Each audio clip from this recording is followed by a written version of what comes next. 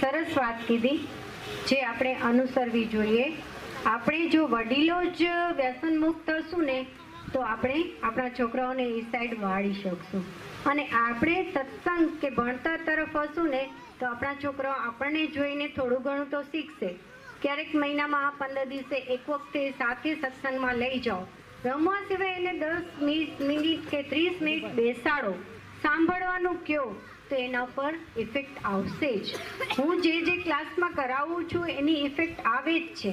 એ લોકોને હું ધ્યાન તો નથી કરાવી શકતી, પણ ઓમકાર, અનુલોમ વિલોમ એવું કરું અને આંખો બંધ કરાવીને ભગવાનને થેન્ક યુ કરાવડાવું તો એની ઇફેક્ટ એટલી સરસ આવે છે ને કે મને પેરેન્ટ્સના 2-3 કોલ આવી ગયા કે બેન આ તમે બહુ સારું ચાલુ કર્યું છે, અમારા છોકરાઓ એની સાઈડથી કોન્સન્ટ્રેશન વધે છે, ધ્યાન વધે છે. અને ધ્યાન તો આપણે ભણવામાં બધે જોઈએ ને.